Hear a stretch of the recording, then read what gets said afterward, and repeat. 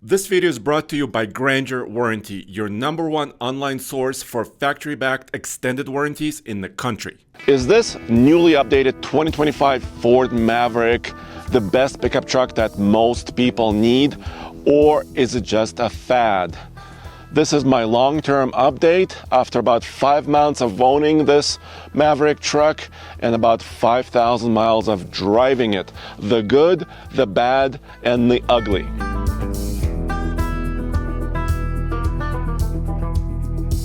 Let's start with the good. For 2025, the Ford Maverick has been updated in the best way, in my opinion, because now it combines a hybrid efficient powertrain with all-wheel drive. This powertrain was there before, starting in 2022, and it combines this 2.5-liter four-cylinder with an electric motor and a continuously variable transmission. Total power output is 191 horsepower, but they beefed up the transmission, which allows it to do more work. The tow rating on this is now 4,000 pounds. More on this later. The next piece of goodness is how efficient this all-wheel drive little pickup truck can be. I recently took it on a Denver 100 loop, and, well, let me show you what happened. All right, 87. And the Maverick Hybrid actually has a relatively small fuel tank. It's about 14 gallons.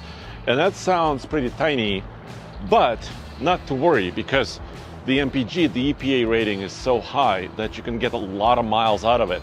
Let me show you the EPA sticker when we get inside. This truck is rated in all-wheel drive configuration at 40 MPG city, 34 highway, and 37 combined. Hybrids are really great at stop and go. They can recoup some energy. I also have an Eco Coach gauge that I can show you. And I'm gonna set my cruise control right here at the speed limit, which is currently 65. We will also see about 75 miles an hour speed limits on this loop.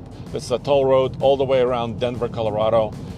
So it's mainly a highway efficiency loop. This is called EV Coach. So it's this portion on the right side of my digital cluster. And it tells me a couple of different pieces of information. Right now I'm going downhill and it's in charge mode. So it's showing green. If I apply the accelerator pedal just a little bit, it'll go into electric mode only while cruising. And then if I step on it, it goes into hybrid mode, where basically gasoline engine and the electric motor are working together. But I almost can never hear the gasoline engine. And also, there is no RPM gauge here, really. I can get a sense for how much power I'm using from 0 to 100%, or how much regen how much energy I'm creating, but it's not a typical gauge. Hey, check this out. So we completed the loop, and the trip meter is saying 40.2 mpg. All right, let's top off. I can see already this was better than before. Actually, significantly better than before. So I used 2.656 gallons. Okay, so 111 mile loop, our standard, divided by 2.656 equals what? Cole, 41.8? I did not expect breaking in an engine to have this much difference. Well, you saw my surprise right there. I got 41.8 mpg, which is way higher than the EPA even rates this little Maverick at. And right now, Roman's been commuting in this truck. He's averaging around 41 mpg. And also Mary has driven it for a week commuting, and she got an insanely good 46.2. You could see it right there. They have given me yet another car to travel back and forth from my abode, or shall I say, truck. It's a truck this time. We got the Ford Maverick 2025 XLT trim, which I learned about this morning, just the fancier trim. I'm excited. And we're also going to see how well this thing fares going the roughly 500 miles I drive a week, back and forth, north to south, and see if that hybrid CVT does for MPG what Mariah Carey has done for whistle notes. This hybrid truck is known for its fuel efficiency, and it talks a big game, but we're gonna see if she lives up to that. And last time I did this, two things went wrong. One, it was really, really windy, and two, I went to the wrong side for the gas. Look at this. This thing freaks me out. The easy fuel thing, like I get it. It's theoretically easier. I like it when kiosks say, thank you, and I will come again. Let's reset our trip here. Okay, there we are. We'll go down to trip economy. Okay, we're gonna reset it. Resetting. Reset complete, 0 miles, blah, blah, blah. Pros of the Ford Maverick. If I am cross-shopping an SUV and a truck, which doesn't happen a lot, but if you're talking about lifestyle and personality, maybe it could happen, who knows? It is very easy to maneuver. Overall, it has that utility factor. It's going to be your friend if you need to move stuff, if you need to put luggage somewhere. There's so many different ways that you can use the bed. It can tow. It has the capability to tow if you want it. Okay, so we traveled 385.9 miles with an MPG of 46.2. Wow, that's pretty good. Yeah, 186 of those miles were electric. I was very impressed, actually. I drove it for 5 days without stopping at a gas station. Really? Yeah. That's pretty awesome. So a whole week not having to fill up. A whole work week, yeah. We're almost at empty, and I'm gonna give it to Tommy and be like, that's your problem, buddy. And no matter which car or truck you have, if you plan on keeping it for a longer period of time, you should check out GrangerWarranty.com. Use the link in the description below. Granger Warranty is one of the best sellers of factory-backed extended warranties across the country, and you could save some money while doing it, about $1,000 on average. And you don't have to buy it immediately when you buy a brand new vehicle. You could wait a little bit and then get that warranty. And when your truck needs service, you can be sure that they're using certified components, OEM quality stuff, and the work is done at a certified facility or a dealership anywhere across the country. But it's not all great. As efficient as this truck is, it's not very quick. Let me show you. I'm actually getting used to this selector for the transmission. It's actually kind of large and easily reachable.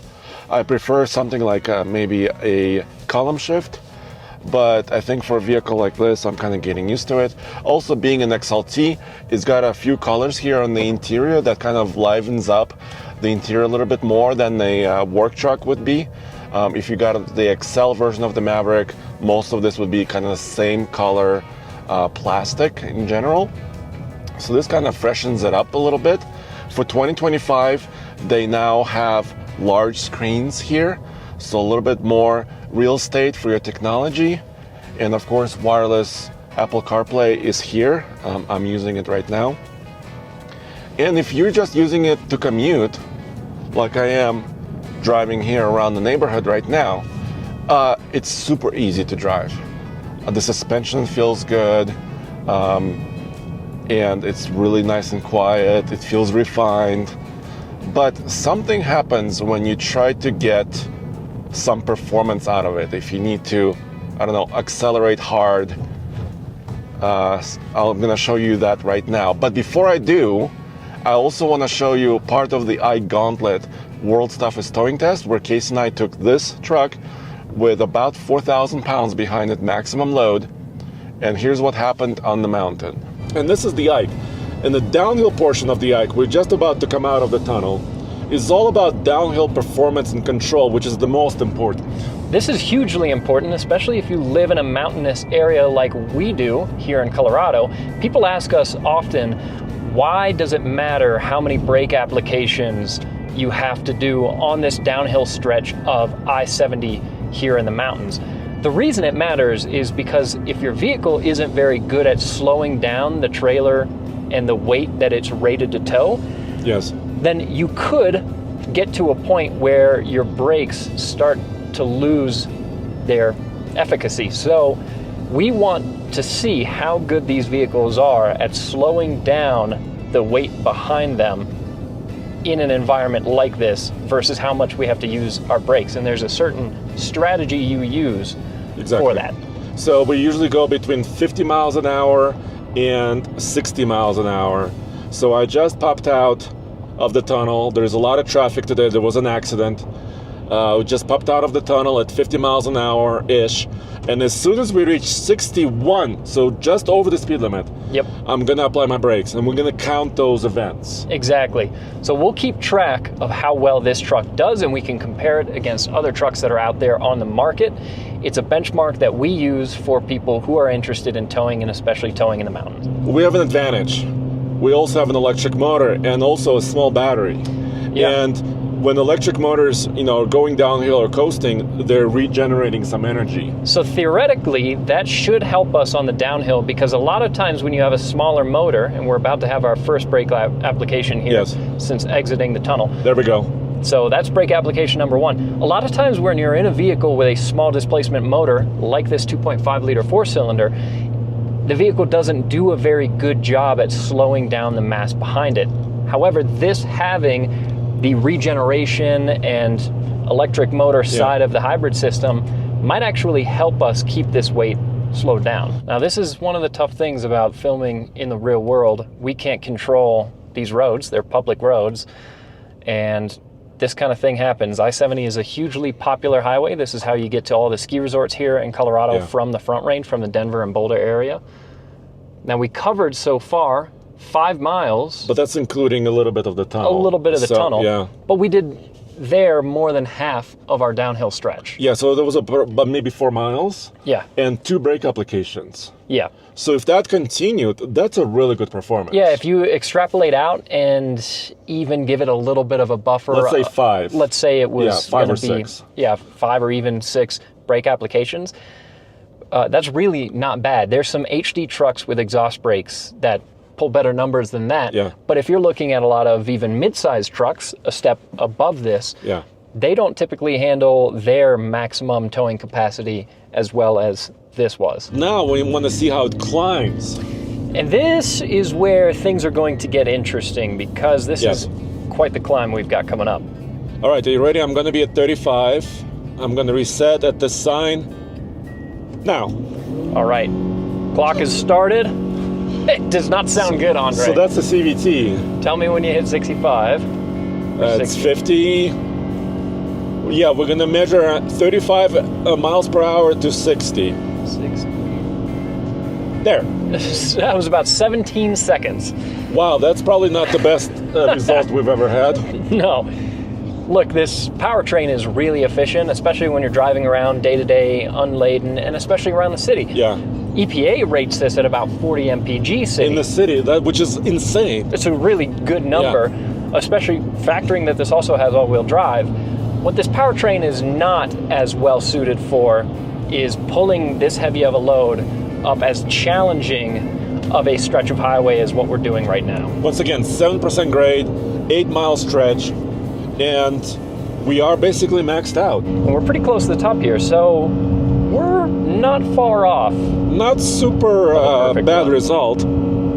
So 8 minutes, once again, would be perfect. Yeah. And if it's a little bit over that, obviously, we could subtract a couple points from the score. All right. All right, we're going to stop it Right now. Okay. So about 8 minutes, 21 seconds, Yeah. which is really not bad. And also 6.6 MPG. Can you take a quick picture? Pretty good result from the Maverick. I think a really good performance in the downhill, and a better than expected, for me at least, performance on the uphill.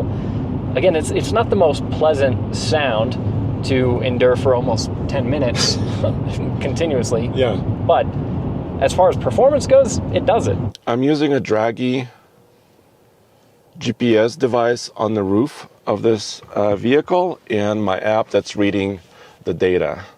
And mode-wise, there's a sport mode that I will be using.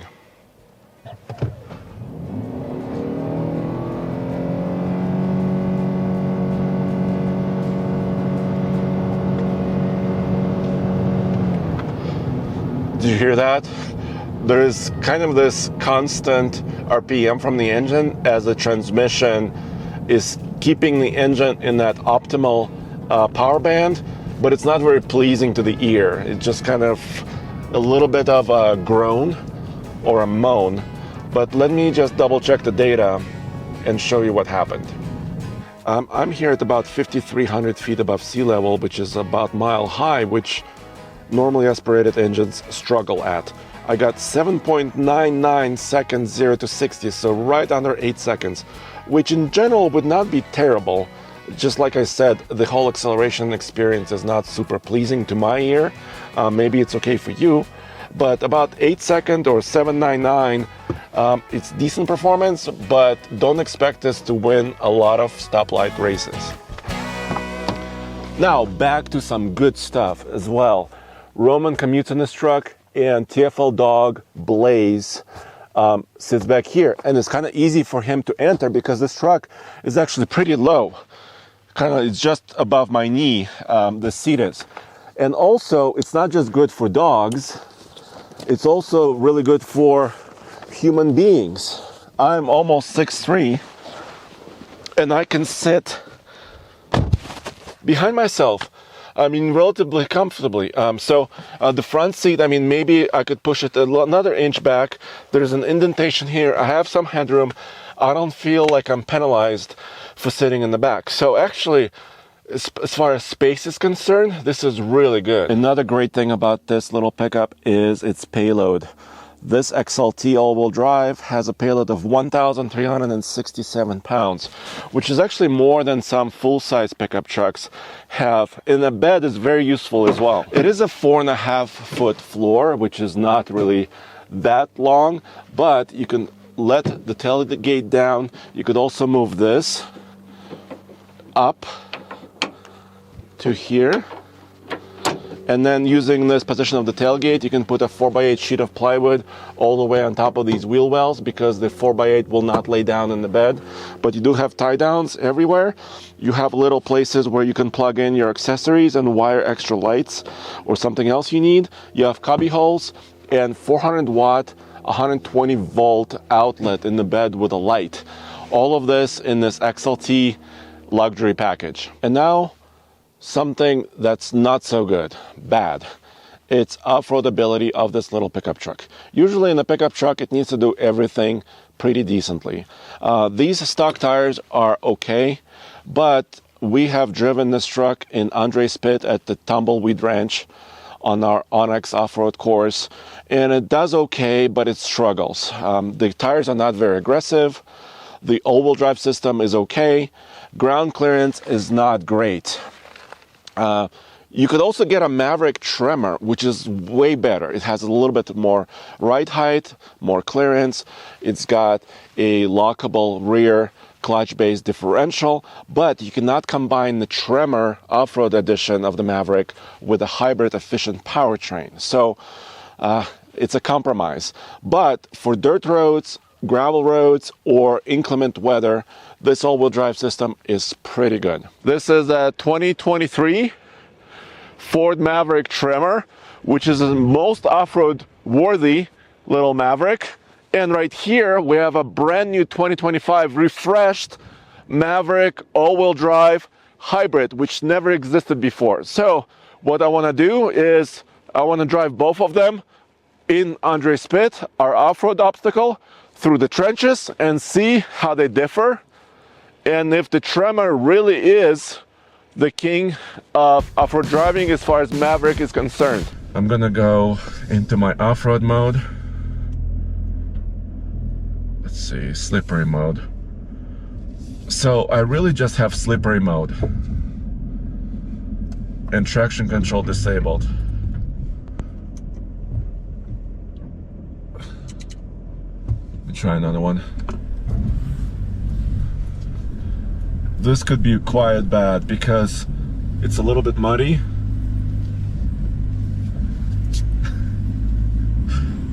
It's a little bit muddy, and even though the system is trying,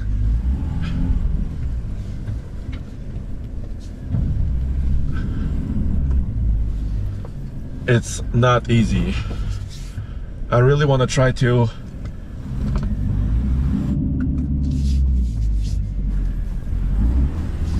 maintain not just stability, but also momentum. Yeah! Woo! This is nuts. All right, I'm gonna try to maintain kind of an even pace. It's already a little bit better. I also don't want to damage Chris's vehicle, because that would be no good at all. Wow, that rear locking differential is so easy. I'm using partial throttle right now, and it's pulling me through. I mean, that's the difference, right? As soon as you have a mechanical advantage, you have a locking differential, maybe you have a tiny bit of clearance, you have different tires, it completely changes the experience. I want to show you one thing that I think is ugly. This is a pretty small vehicle in general. It's about 200 inches long. But when I put it in reverse, and it's in electric mode, it's got this beep as if it was a large garbage truck backing up. Why? Some other electric vehicles don't do this. All right, that was a little bit silly, but there's another quite ugly thing about this pickup truck, and it's the final price that we paid for this XLT. It was $36,275, and that includes the 4K tow package, which I think is very necessary.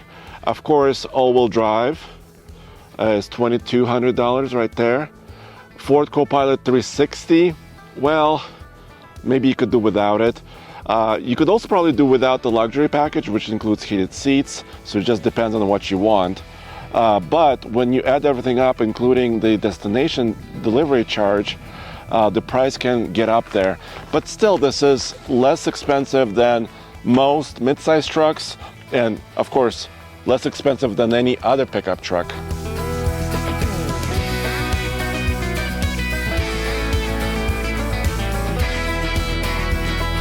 And here's my verdict after driving this about, 5,000 miles. Yes, this is a pickup truck that most people would be very happy with. It's got the utility, it's got the space.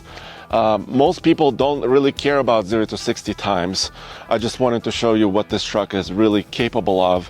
The price could be an issue for some people, but you could find less expensive versions of the Maverick all-wheel drive hybrid, specifically the XL Work version with Steelies, steel wheels.